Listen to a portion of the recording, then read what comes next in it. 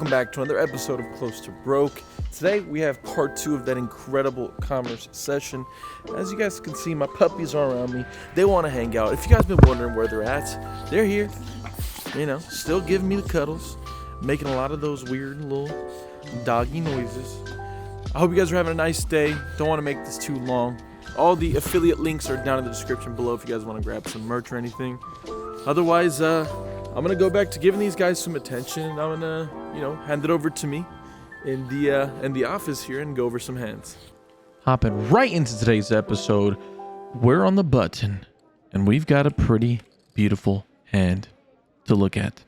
Pocket ladies, pocket queens. It folds over to me, and I decide to make it $30. The big blind is the only person that wants to tingo and tango, so we're off to a flop. The flop comes ace, 8, deuce, 2 spades. I do not hold the queen of spades, which is a good thing depending on certain runouts. But anyways, I decide to c-bet for $50. I'd be c-betting my entire range here. Don't like my sizing. I'll say that at the very least. I would have preferred a smaller sizing, $20 to $25. But alas, we find ourselves in this situation. And the worst part is my opponent now decides to raise. This is going to be a board texture that I'm going to be opening, like I said, 80% of my buttons pretty much. And c-betting this is going to be really, really frequent. Very frequent. So I think that he's going to be more frequently deciding to raise this flop. Especially when there's 2 spades out there, he can have a ton of random draws.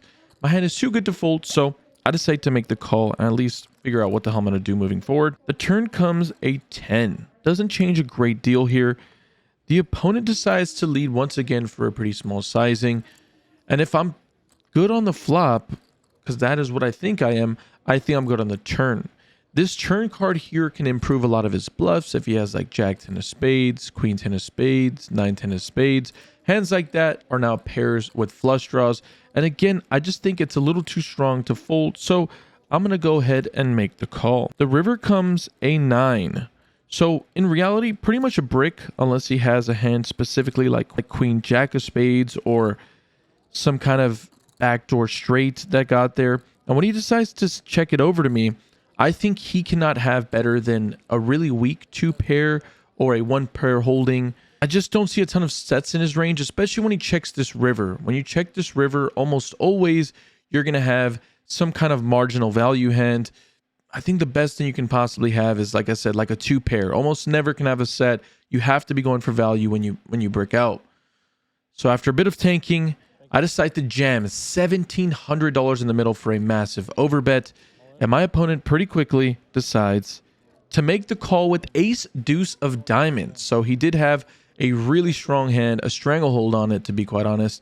Unfortunate there, a little misstep, but I mean, if I'm going to be totally honest with you, I didn't love his call. And it is what it is. Yeah, I think that's just a really rough river to make that call on. He's losing to a ton of my value. And yeah, I overplayed my hand. He overplayed his. And now I'm left $1,700 poorer. So like I said at the end of the last vlog, we are totally into this game for $3,000. I think I'm sitting with about $1,000 in front of me or somewhere in that range. And yeah, things just haven't been going well since we last checked in. Here from the cutoff, I look down at pocket jacks and I make it $30 to go. The button makes a call and we're off heads up to a flop that comes ace 10 3. This time around, I decide to just check it over to my opponent and decide to see what he does. And he decides to bet $30 and I make the call considering my hand is far too strong to fold. Looking to finally improve or catch a big set in a big spot, and it comes just what we were looking for as it comes a jack. I decide to check and he pretty quickly bets out $185. Nothing to do here besides raise, I think. The only hand that I'm worried about is king queen, and I doubt that he has this in his range. And if he does, I'm sure he does. There's like probably 2 combinations of king queen suited.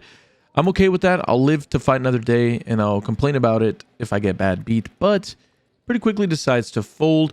My raise to $400 was a little too much for him. It was pretty much a min click, so probably didn't have a very good hand. And yeah, happy to finally take that down.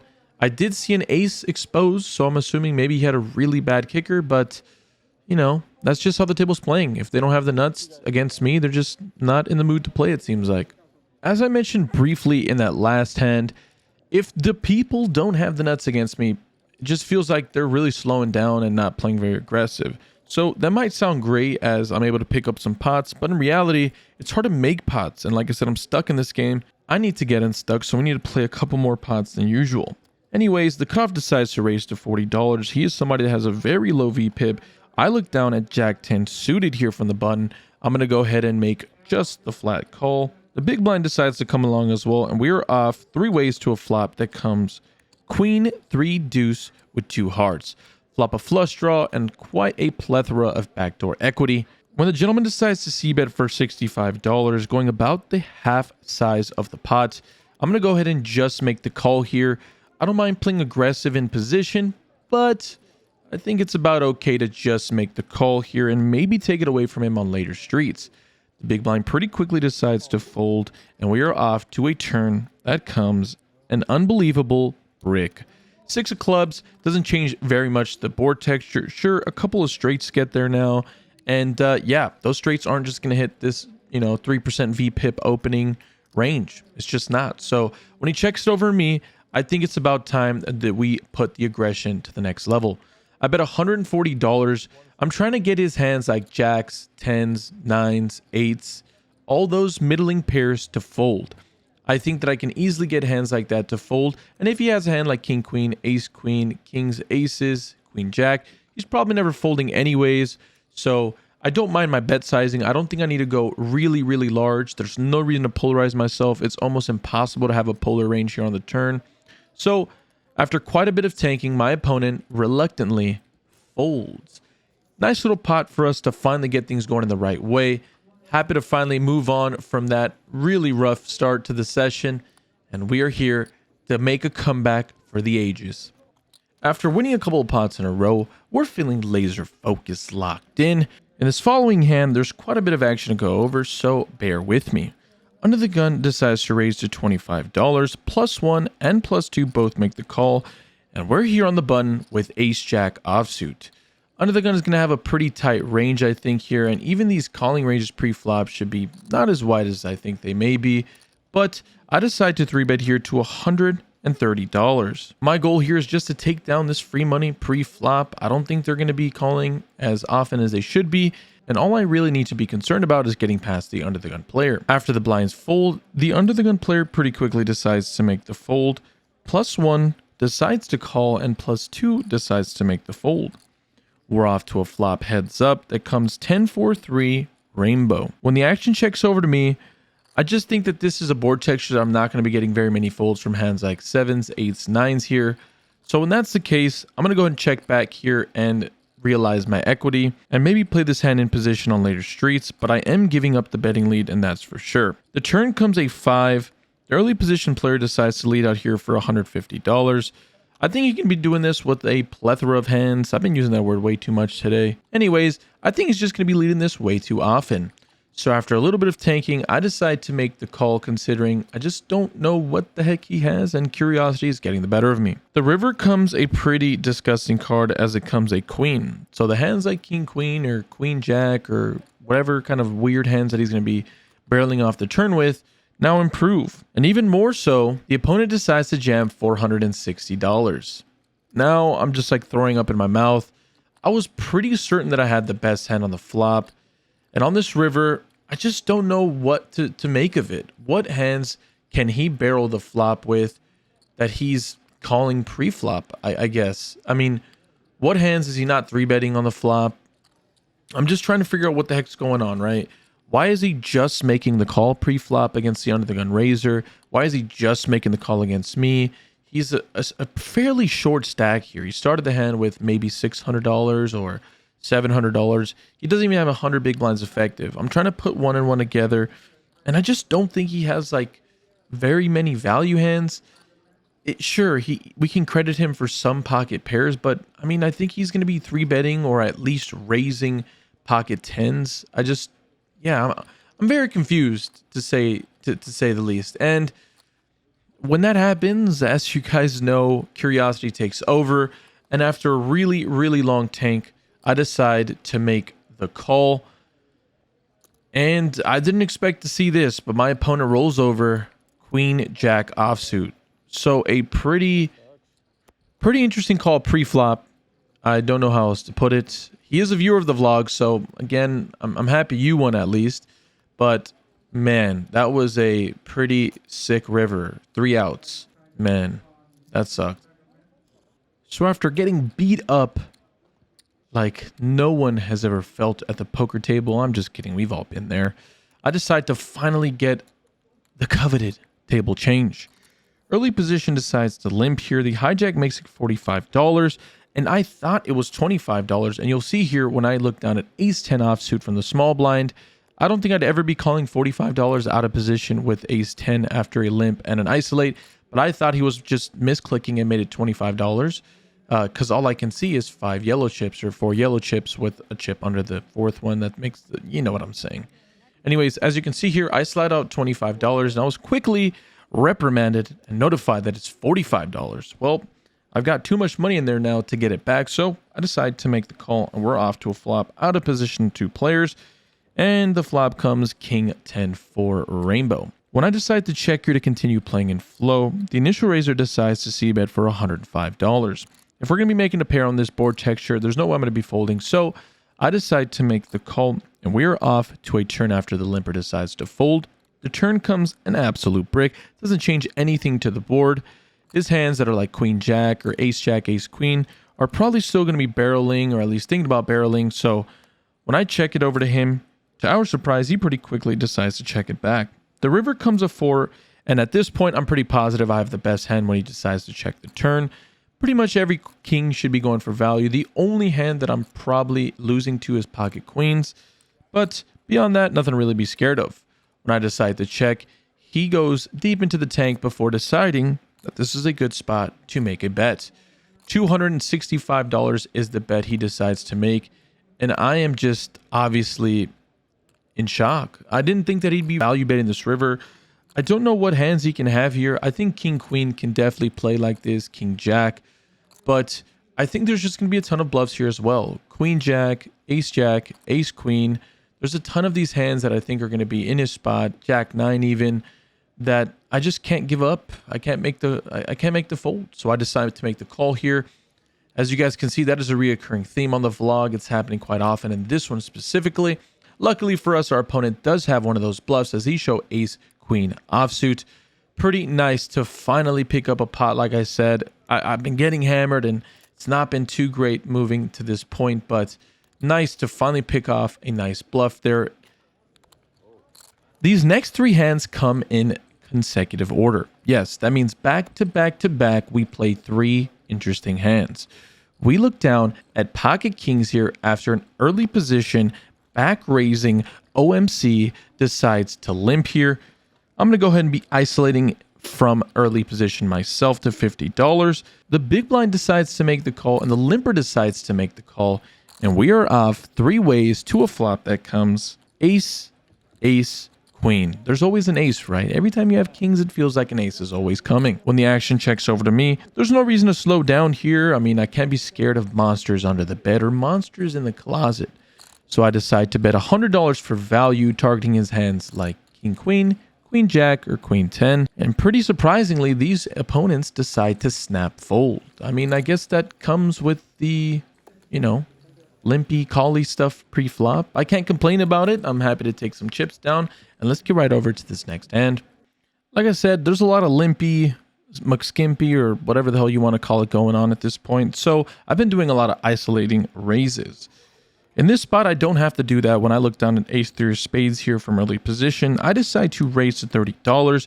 Middle position OMC decides to make the call. The big blind makes the call, and we're off to another flop.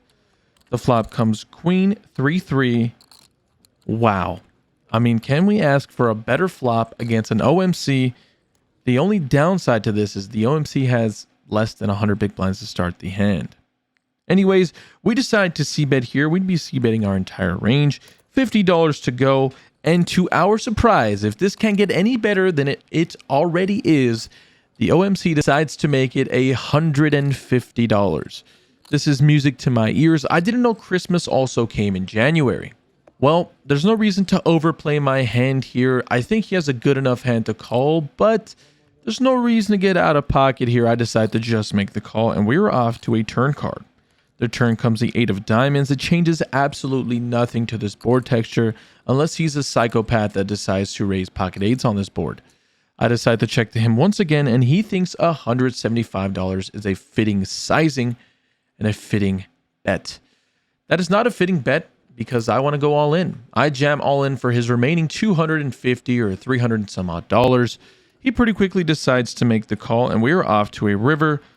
Not a really huge sweat, just hoping to brick out a queen because I think that's what my opponent has.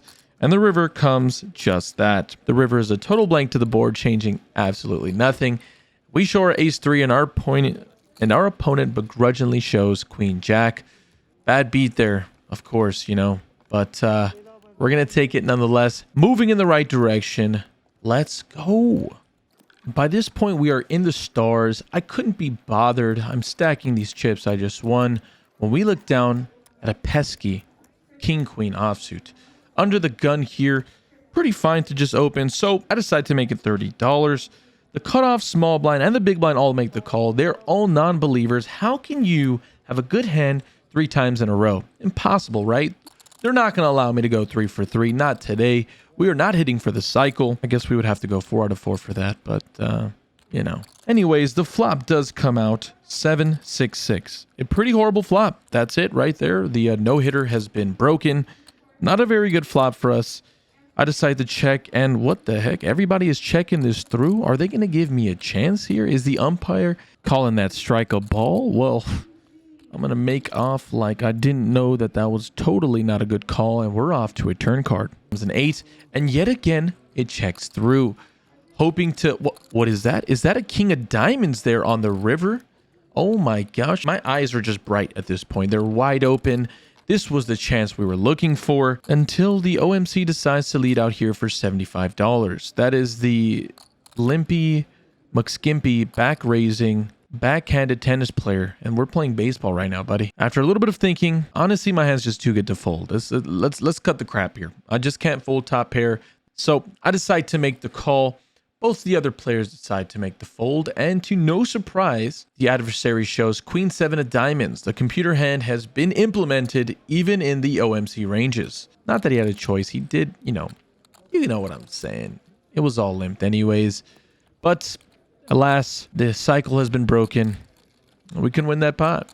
If you folks are enjoying yourselves today, it would mean the world to me if you guys can drop a like, comment, and subscribe down below if you guys haven't already. If you guys want to join Club GG, make sure to check the top of the description. There's a Telegram link to get you guys all logged in, as well as grabbing some of that lovely merch, the Wild West Coast merch. Not West Coast, just the Wild West. You get what I'm saying. Anyways, that's enough of that. We have 2 incredible hands that shake up the entire of today's session.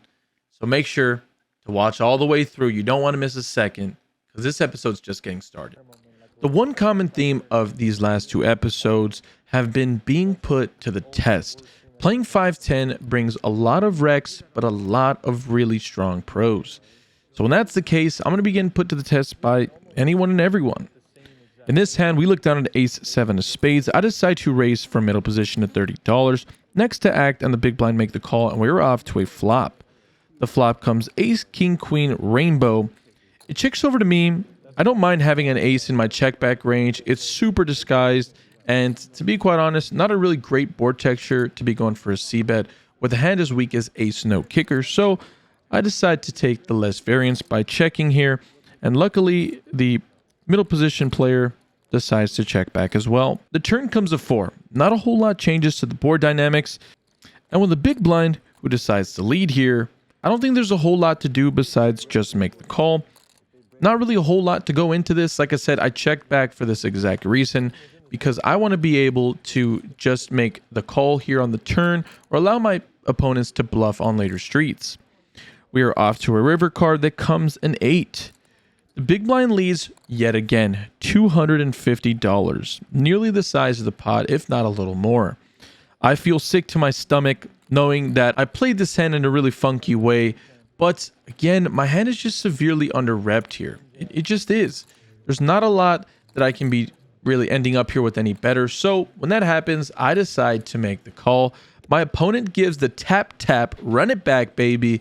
lets me know that I made a good call. He shows Jack 6 offsuit, and he did choose to make one of those Broadway cards his blockers for a nice bluff. Happy to take that pot down, and like I said, we really needed that pot to get us going and steaming ahead in the right direction. At this point in the session, we are just a double up away from breaking even somehow through this hardship. Two early position limpers decide to limp. When it gets over to that thinking player from the last hand, he decides to make it $80. We're here in the big blind, and oh my, we look down at pocket aces and we make it $250 as a 3-bet. And the best part about this is not the first time that we 3-bet him trying to isolate one of the recreational players from early position. This is like the second or third time this has happened. Every time, oddly enough, we've had it, but this time we have it. It being the Rockets. When it folds back over to him, he decides to finally put up a fight and defend as we're off to a flop heads up. That comes 10-5-3 with 2 clubs. I do in fact have the ace of clubs, so we can narrow down his calling range if I decide to c-bet here by quite a bit. Not a ton of flush draws in his range, mostly over pairs. When I decide to downbet here for $225, he pretty quickly decides to make the call, and we're off to a turn card that comes a 5. This is now where things get really interesting. We can go in between betting 70% pot, betting over the pot, down betting once again, or checking to let him improve, but in reality, I'm pretty locked in on exactly what he has.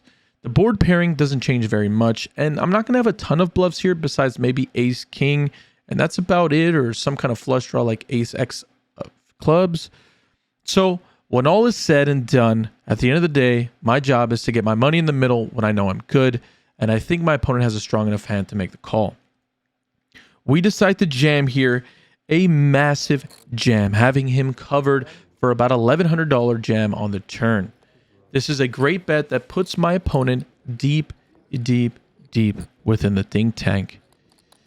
Several minutes go by, and all I can think about is the mirage and... Wait, I'm getting ahead of myself. This is only to get me back to the black. I just want to break even. I need a call, and I need a big hold here.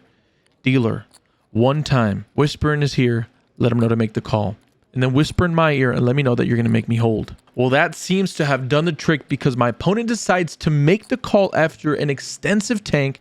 We're off to a river that comes. An absolute brick. Oh my gosh. Finally, we have beat them. Oh my gosh. I'm so excited watching this film back, by the way. And I'm almost getting carried away here on the vocals. Nonetheless, a massive pot and a massive situation. We finally find ourselves back in the black, back in black, to the AC/DC.